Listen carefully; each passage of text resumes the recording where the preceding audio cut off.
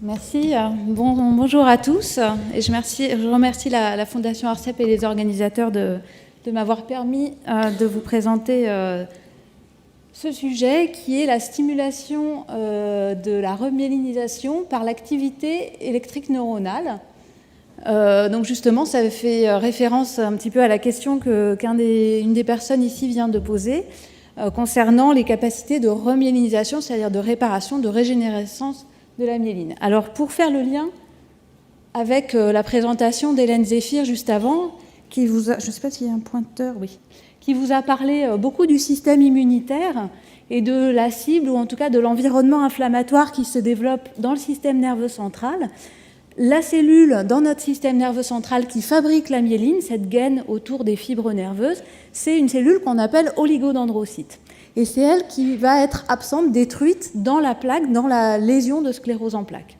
Et ce qu'il faut savoir, c'est que dans notre cerveau, on a des cellules, elles sont déjà présentes, elles sont déjà là, qui sont en fait des précurseurs d'oligodendrocytes et qu'on va être capable, en tout cas qu'on imagine pouvoir éventuellement stimuler pour aller favoriser la réparation, la remyélinisation.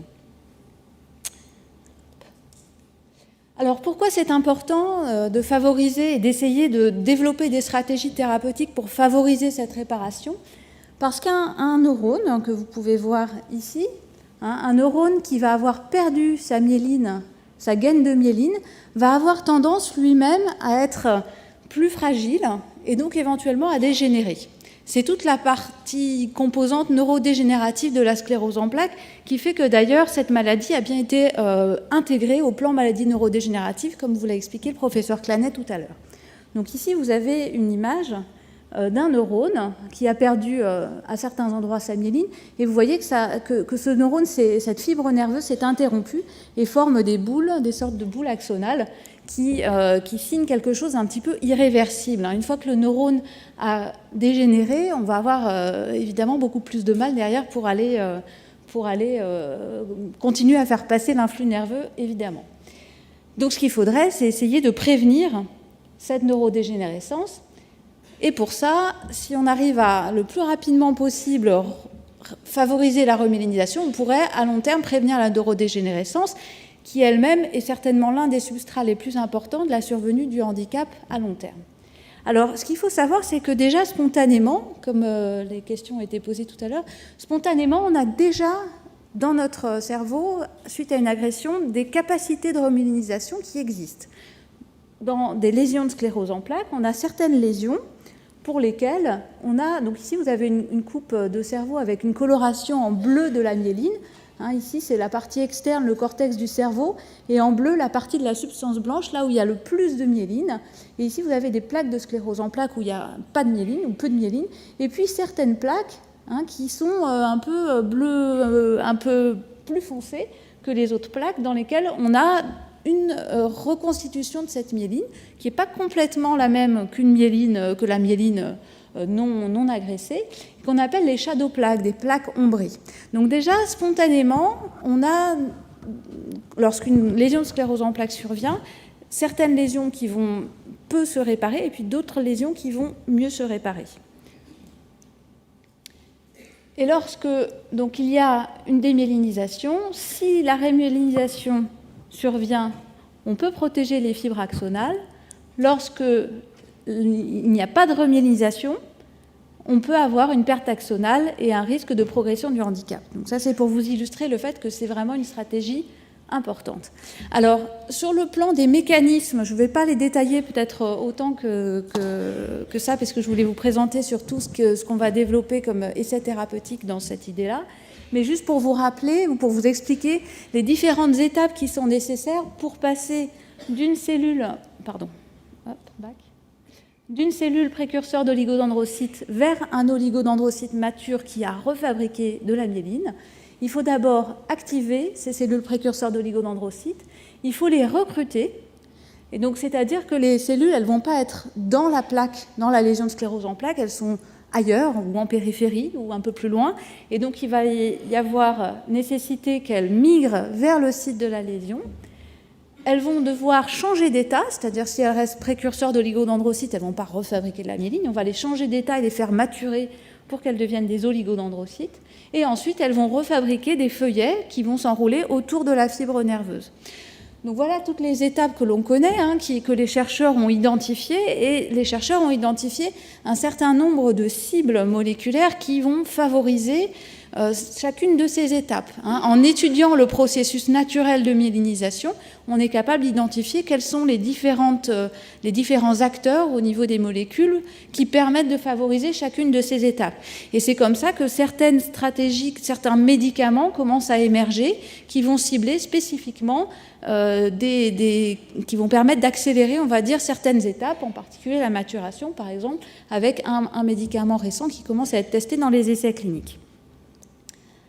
Alors, nous, notre stratégie là, pour favoriser la remyélinisation, en tout cas une des stratégies possibles, est issue en fait de travaux de l'équipe de Catherine Lubetsky, qui ne sont pas si jeunes que ça. Ces travaux-là, vous voyez la publication... Non, Catherine, non, les travaux sont relativement anciens, on va dire.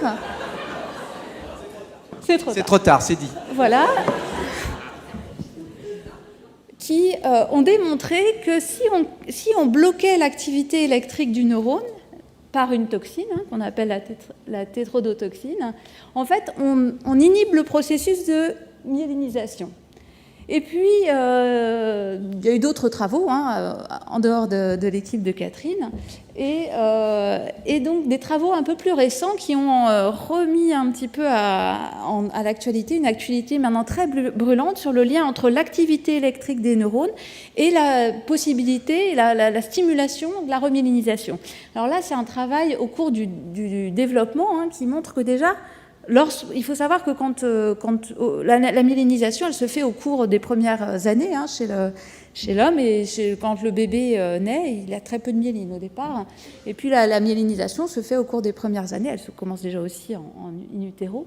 Mais donc on peut aussi étudier la myélinisation de façon normale avant d'étudier également la remyélinisation après une agression par notre système immunitaire. Donc là, au cours du développement, il y a des chercheurs qui ont essayé de stimuler électriquement grâce à un système qu'on appelle l'optogénétique, avec une sorte de lumière qui nous permet de stimuler sélectivement certains neurones pour être sûr que c'est bien sur ces neurones-là qu'on va pouvoir mesurer l'augmentation de la remyélinisation. Et donc ces chercheurs ont démontré qu'en stimulant spécifiquement ces neurones moteurs, on augmentait le nombre et la prolifération et la différenciation des cellules précurseurs d'oligodendrocytes. Donc le lien entre les deux était démontré expérimentalement dans le processus de myélinisation. Et puis d'autres chercheurs, dans un contexte cette fois-ci de remyélinisation, donc après une lésion démyélinisante, ont également montré que l'activité neuronale électrique, c'est une sorte de fibre électrique, le neurone, favorisait également la remyélinisation avec différents mécanismes que je ne vais pas forcément détailler, mais il y a différents mécanismes qui ont été étudiés pour essayer de comprendre le lien direct entre l'activité électrique neuronale et la remyélinisation. Alors à partir de ces travaux, il se trouve qu'il y a quelques temps, il y a 2 ans je pense, il y a eu, avec l'organisation ECTRIMS, qui est un congrès international vraiment centré sur la sclérose en plaques, qui organise régulièrement des écoles d'été sur un sujet précis. Et il y a eu en 2015 une école d'été centrée sur la remyélinisation avec des groupes d'étudiants qui ont fait une sorte de brainstorming pour essayer d'imaginer un projet de recherche innovant sur la sclérose en plaques. Donc il y avait différents ateliers, et un des groupes d'étudiants futurs chercheurs ou étudiants-chercheurs a pensé à imaginer comment est-ce qu'on pouvait, chez l'homme, faire une translation entre ces travaux préliminaires chez l'animal et de les translater chez l'homme pour essayer de favoriser l'activité électrique neuronale, pour favoriser la remyélinisation. Et d'ailleurs, c'est le groupe d'étudiants qui a gagné, on va dire, le sorte de petit concours lors de cette école d'été de l'ECTRIMS. Alors, on a effectivement continué à travailler sur cette idée de stimuler l'activité électrique neuronale chez l'humain pour essayer de montrer qu'on est également capable de favoriser, grâce à ça, la remyélinisation. Et ce qu'il faut savoir, c'est que notre cerveau il est assez complexe, donc pour aller identifier spécifiquement une voie neuronale, on ne peut pas faire un petit système d'optogénétique, c'est un petit peu plus compliqué. Par contre, on a un appendice de notre système nerveux central qui est le nerf optique, qui fait partie du système nerveux central. Et cet appendice, donc le nerf optique, il est beaucoup plus accessible pour mesurer l'activité neuronale. C'est-à-dire que si on met des capteurs sur notre cerveau, par exemple en électroencéphalogramme, on est capable de voir l'activité électrique, mais ce n'est pas très précis en termes de localisation. Par contre, le nerf optique, avec des capteurs, des stimulations et des capteurs au niveau du cortex visuel, on est tout à fait capable de mesurer à quel point notre nerf optique fonctionne. Et il se trouve que dans 20% des cas, des premières poussées de sclérose en plaques, elles peuvent se manifester par une névrite optique, c'est-à-dire une inflammation du nerf optique avec une perte de la gaine de myéline au niveau du nerf optique. Donc nous avons choisi de spécifiquement tester cette hypothèse expérimentale dans le nerf optique, chez les patients qui vont avoir une névrite optique. Et donc on va, avec un appareil, je vais vous détailler un petit peu ça, stimuler électriquement le nerf optique et ensuite essayer de mesurer, puisque c'est un système accessible, à quel point cette stimulation du nerf optique va pouvoir favoriser la remyélinisation et donc une conduction du signal nerveux rapide et plus efficace en amplitude. Alors pour ça, donc nous avons comme projet qui est soutenu par la Fondation ARCEP de réaliser un essai clinique chez les patients qui vont présenter une névrite optique à la phase aiguë, donc c'est-à-dire dans les semaines qui suivent la névrite optique, pour stimuler le nerf optique chez ces patients-là. Et puis pour être capable de dire si oui ou non c'est bien la stimulation électrique qui stimule la remyélinisation, comme en plus il y a des processus spontanés de remyélinisation, on va comparer des patients qui vont avoir la stimulation électrique et des patients qui ne vont pas avoir la stimulation électrique. Et ensuite, à distance, on va mesurer les paramètres de conduction nerveuse et puis d'autres paramètres en IRM qui nous permettent aussi de mesurer la plasticité cérébrale et nos capacités de réparation. Donc voilà le design, on va dire, de l'essai clinique que nous envisageons et qui devrait débuter très prochainement. Je vais vous expliquer un petit peu après les étapes qui nous restent à franchir. Donc nous allons proposer cette étude aux patients qui ont fait une névrite optique suffisamment sévère tout de même pour justement pouvoir mesurer des capacités de réparation. Alors il y a un processus quand on fait un essai clinique qui s'appelle une randomisation, ça s'appelle un tirage au sort pour de façon complètement neutre, anonyme, etc. Aller tirer au sort, on va dire, la personne qui aura la stimulation électrique du nerf optique ou alors une stimulation fantôme, on appelle ça en anglais. Et sans que ni le patient ni le médecin qui fait la recherche ne le sache. Donc il y a quelqu'un d'indépendant qui décide, on va dire, du bras de traitement. Ensuite, on va faire la stimulation électrique sur plusieurs séances. Et puis ensuite, à 3 mois, 6 mois et 12 mois, on mesurera les paramètres au niveau du nerf optique et d'autres paramètres, comme je vous l'ai expliqué. Alors cette étude, puisqu'on travaille sur le nerf optique, va se faire en étroite collaboration avec les ophtalmologues de l'hôpital des 15-20 et de la Pitié-Salpêtrière. Voilà, alors ça c'est le système de stimulation du nerf optique. Alors pour réaliser des essais cliniques, on a vraiment des contraintes réglementaires importantes et c'est normal pour assurer la sécurité des patients. Et donc là, pour stimuler le nerf optique, nous avons identifié un appareil qui est développé par une firme allemande qui a déjà été utilisé pour d'autres indications plutôt ophtalmologiques, des maladies de la rétine, qui n'est pas utilisé en France, en tout cas en clinique courante, mais qui est utilisé déjà en Allemagne et surtout qui est marqué, qui a un marquage CE, donc qui a déjà fait des études antérieures pour assurer, on va dire, que ce système de stimulation est sûr et n'entraîne pas d'effets secondaires particuliers. Et donc c'est un système qui est couplé à une sorte d'ordinateur ici, où on a des lunettes qui vont être apposées sur la peau et qui vont passer un petit courant électrique. C'est tout à fait indolore, mais ça va donner des petites décharges électriques au niveau du nerf optique qu'on est capable de mesurer. Et donc ces décharges électriques vont passer à travers l'œil et ensuite à travers le nerf optique et sur tout le circuit des voies visuelles. Voilà, donc ça c'est l'appareil qu'on va utiliser. Et donc pour terminer, je vous présente un petit peu les prochaines étapes concernant ce protocole de recherche clinique. Donc nous, sur le plan scientifique et technique, on a encore, on va dire, à travailler sur le protocole exact, en particulier les paramètres de stimulation qu'on va utiliser pour l'appareil. Et pour ça, on va travailler évidemment avec les personnes qui l'ont déjà utilisé pour d'autres indications. Et puis, on a un certain nombre d'outils d'évaluation de la remyélinisation que nous allons essayer de développer. Alors, d'une part pour cet essai clinique, mais pour les autres essais cliniques. Là, je vous présente une des voies possibles pour favoriser la remyélinisation, mais il y en a bien d'autres qui sont en train d'émerger. Et il faut que nos outils d'évaluation des patients soient performants et soient suffisamment discriminants pour voir s'il y a un effet ou pas de notre stratégie thérapeutique. Et donc, on va dire profiter de cet essai clinique pour essayer de mettre au point des outils innovants qui nous permettent de bien mesurer la remyélinisation elle-même. Donc ça va être des choses qui vont aussi faire partie de nos évaluations. Et puis, on en a parlé un tout petit peu sur le plan administratif et réglementaire pour réaliser un essai clinique, pour assurer à la fois des conditions d'éthique irréprochables, des conditions de sécurité pour les patients. On doit faire les essais cliniques dans un contexte réglementaire des bonnes pratiques de recherche clinique avec un certain nombre d'étapes réglementaires, soumission aux autorités de santé, soumission au comité d'éthique. Donc tout ça est en cours. Et puis, il y a toute une logistique à organiser. Donc, petit à petit, exactement, on va monter encore ces quelques étapes qui nous restent. On espère commencer l'essai clinique en 2018. Voilà, donc je voulais remercier, avant de laisser place à vos questions, bien sûr la Fondation ARCEP, les donateurs et bien évidemment les patients qui participent aux essais cliniques, et puis toutes les équipes de recherche et cliniques qui sont impliquées dans ce travail. Et merci pour votre attention.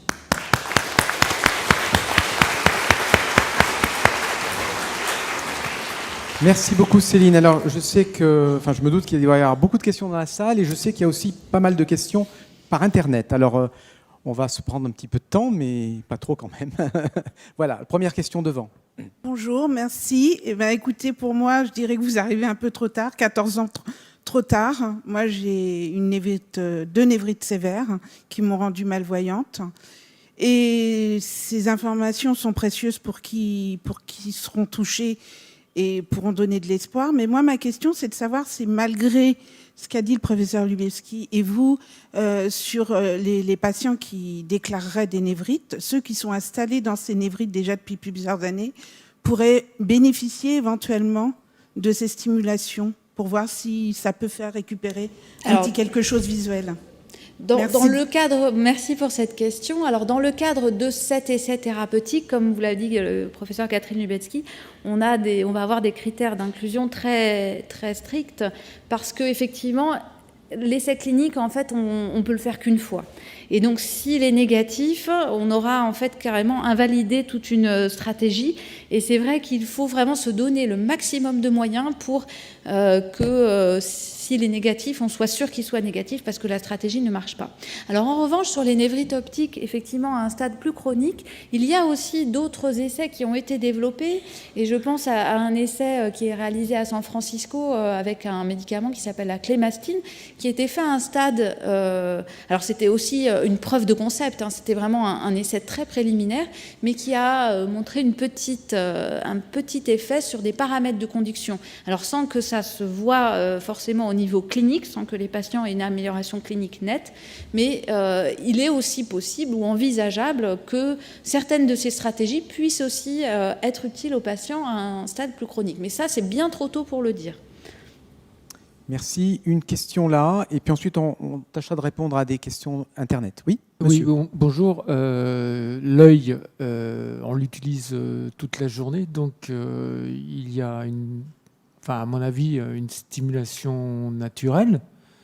Et donc, en quoi il est nécessaire qu'apporte de plus une stimulation électrique par rapport Oui, c'est une très bonne question, effectivement, on l'a déjà posée. Pourquoi est-ce qu'on ne stimule pas simplement avec une image, etc. Alors, on n'a pas toutes les réponses là-dessus, mais probablement que le courant électrique direct va être plus efficace. En tout cas, c'est ce qui est supposé dans les maladies ophtalmologiques dans lesquelles c'est utilisé. On va aller vraiment de façon bien plus directe apposer l'activité électrique à un seuil un tout petit peu plus élevé que ce que c'est fait par la lumière naturelle. Et ça pourrait, surtout dans un contexte, on va dire, où le nerf optique ne va pas très bien fonctionner, on va dire, passer juste au-dessus du seuil possible avec simplement la lumière naturelle. Donc on aurait peut-être une petite déficience que cet appareil... va essayer de compenser. Voilà. Alors c'est plutôt... On va favoriser le passage du courant électrique pour aller ensuite favoriser le recrutement des oligodendrocytes, des cellules précurseurs d'oligodendrocytes. Et ce qui est valable pour l'œil, ça doit être valable aussi pour les muscles, les jambes. Alors, effectivement, comme je vous disais, on se place d'abord dans un système neurologique accessible, en tout cas en mesure, mais effectivement, on pourrait tout à fait imaginer de stimuler d'autres systèmes. Et d'ailleurs, alors, c'est pas forcément de la stimulation, ça dépend un petit peu. Le système nerveux, ça peut être un peu compliqué, mais par exemple, dans d'autres maladies neurologiques ou après un accident vasculaire cérébral, par exemple, il y a des stratégies avec la modulation plutôt que la stimulation avec une sorte d'aimant, la TMS, Transmagnetic Stimulation, qui favorise la récupération, qui favoriserait la récupération, c'est encore très préliminaire après un accident vasculaire cérébral ou d'autres maladies comme des aphasies, d'autres maladies dégénératives. Donc on pourrait tout à fait imaginer que nous aussi, sur certaines voies particulières, la voie motrice par exemple, on pourrait imaginer ça. Mais on va déjà commencer par essayer de le démontrer sur le nerf optique. C'est vraiment le nerf optique dans tous les essais cliniques de remyélinisation. C'est vraiment le système pour le moment le plus utilisé. Pourquoi ? Parce qu'on a les potentiels évoqués visuels qui nous permettent de mesurer une conduction nerveuse de façon fiable et donc... Alors, peut-être, oui, avant une question, pas mal de questions qui défilent là, que je pourrais peut-être essayer de résumer en disant qu'est-ce qu'on peut faire pour favoriser la remyélinisation ? Est-ce que le mode de vie, l'activité physique, est-ce que l'âge intervient ? Est-ce que certains médicaments peuvent favoriser, le mot BDNF est apparu, est-ce que certains médicaments peuvent favoriser la remyélinisation ? On comprend bien que c'est une question plus large, comme ça a été évoqué. Alors, on a des données précliniques qui vont nous suggérer que certains facteurs peuvent favoriser la remyélinisation. Après, la preuve en pratique chez l'homme, elle n'a pas été forcément apportée. L'activité physique, c'est en tout cas in vitro et ensuite dans les modèles animaux, un des facteurs qui a été associé à une meilleure réparation après une lésion. Donc, si on fait courir, on va dire, des souris, par exemple, qui ont une lésion de sclérose en plaques ou de AE, on va favoriser la réparation par rapport à des souris qui vont être sédentaires. Mais là, c'est pareil, on n'a pas encore la preuve non plus chez l'homme. Toujours est-il que c'est tout à fait légitime d'essayer de favoriser l'activité physique. Est-ce que c'est via le biais de l'activité électrique, peut-être, ou via d'autres mécanismes pharmacologiques ? Pourquoi pas. Sur le mode de vie lui-même, on n'a pas non plus d'études vraiment suffisamment fortes pour favoriser un mode de vie plutôt qu'un autre. Et on n'a pas peu de données, en tout cas, sur la réparation myélinique et le régime alimentaire ou d'autres choses. Il y a des études concordantes ou discordantes. À l'heure actuelle, on ne propose pas spécifiquement de mode de vie particulier. Et est-ce qu'en prenant de l'âge, on perd ses capacités de remyélinisation ? Voilà, tout à fait. Un des autres facteurs, et ça c'est vrai que c'est connu cette fois-ci depuis quand même assez longtemps, c'est que nos cellules précurseurs d'oligodendrocytes, elles ne sont pas aussi faciles à mobiliser quand on est plus âgé que quand on est plus jeune. Et c'est vrai que les enfants, par exemple, ou les jeunes adultes qui commencent leur sclérose en plaques ont quand même des capacités de réparation de chacune de leurs lésions qui est bien meilleure. En même temps, il faut contrebalancer avec l'âge, après 50, 60 ans, l'activité inflammatoire elle-même va aussi avoir tendance à diminuer. Donc, bon, il y a des facteurs à... Et donc, est-ce qu'il y a actuellement des essais cliniques avec des candidats médicaments qui pourraient faciliter cette remyélinisation ? Alors, donc dans les essais cliniques, il y a une des molécules qui est l'anticorps anti-LINGO, qui a déjà été testé dans deux études de phase 2. Il y a un essai clinique qui est en prévision, qui devrait commencer, qui a déjà commencé dans certains centres, qui est en cours de mise en place, une phase 2. Alors dans les essais cliniques, on a différentes étapes. On doit d'abord démontrer sur un petit groupe de patients que cette molécule peut avoir un intérêt. Donc là, il s'agit d'aller bloquer une molécule qui bloque la maturation. Donc on va du coup lever ce verrou. Donc c'est en tout cas in vitro une molécule qui a permis de démontrer qu'on était capable de favoriser la maturation à partir des cellules précurseurs d'oligodendrocytes jusqu'aux oligodendrocytes. Et ça, c'est un essai clinique qui devrait se mettre en place, mais on est encore sur une phase 2 pour les stratégies de remyélinisation. Alors, une question ici peut-être, oui. Oui, merci de me laisser la parole. Ma question, elle est un petit peu dans le sens de ce que vous avez évoqué pour la réparation de la myéline. Je ne comprends pas trop la fabrication la refabrication de la myéline. Est-ce que c'est un circuit qui court-circuite la plaque ou alors c'est la myéline qui se superpose sur la plaque Alors, c'est une bonne question. En fait, la plaque, c'est vraiment à l'échelle macroscopique. C'est quand même, ça dépend de la taille des plaques, mais ça peut faire quelques millimètres ou éventuellement 1 centimètre ou 2, par exemple. Là, la myéline, c'est quelque chose de microscopique. C'est vraiment au niveau cellulaire, bien plus petit. La remyélinisation, elle va se faire à l'intérieur de la plaque par la migration de cellules qui viennent de la périphérie. Je ne sais pas si ça répond à la question. Oui, ça répond à une partie de la question. Et je reviens sur la question d'un auditeur qui parlait de stimuler autrement que le nerf optique. J'ai bien compris que vous mettiez une impulsion électrique sur l'œil pour voir si ça remonte, mais dans ce cas-là, comme vous en avez parlé aussi, plutôt que mettre une stimulation électrique, le fait de faire travailler un muscle, parce que moi je suis handicapé des membres inférieurs, donc si on arrive à stimuler un muscle du membre, est-ce qu'on peut remonter l'impulsion électrique jusqu'à... Pour le moment, pour refabriquer la myéline. Pour le moment, on n'a pas ce genre de preuve, mais la stimulation neuronale, le corps, serait plutôt à partir d'un système qui serait plutôt à partir du cerveau ou d'autres endroits. On peut stimuler aussi les racines nerveuses, on peut stimuler la moelle épinière directement par des méthodes un petit peu proches de cette espèce d'aimant, la TMS, la stimulation magnétique, alors transcrânienne ou alors médulaire plus directement.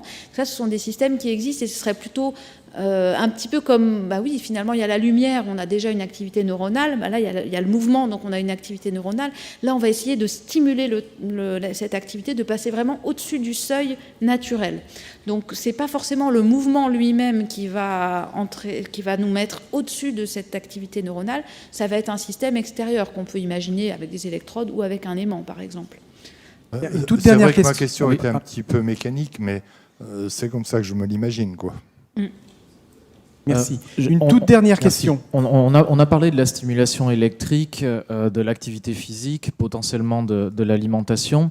Je sais qu'à la Sainte-Pétrière, notamment, vous avez beaucoup bossé sur le rôle de la biotine récemment. Est-ce que vous pouvez nous faire le point sur cette biotine et les résultats qu'il y a eu ?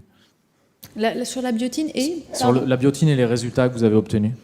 Sur les résultats de l'essai clinique ou sur le lien l'ensemble, le point. La biotine, c'est effectivement un traitement qui a été développé dont le mécanisme d'action serait plutôt sur le métabolisme du neurone lui-même. Alors, on n'a pas complètement toutes les clés pour savoir exactement sur quelle cible ce traitement peut fonctionner ou non.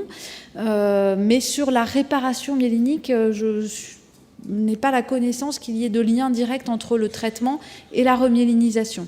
L'idée est vraiment de mettre nos neurones en meilleure forme métabolique pour être un petit peu plus résistants, on va dire, à cette démyélinisation, à l'agression. C'est plutôt une stratégie peut-être neuroprotectrice, mais voilà. On n'a pas exactement le mécanisme d'action, et je crois que c'est en cours d'étude pour ce genre de... un petit peu in vitro, qu'est-ce qui se passe vraiment quand on donne de la biotine directement. Bien, merci beaucoup Céline, merci à tous pour vos questions.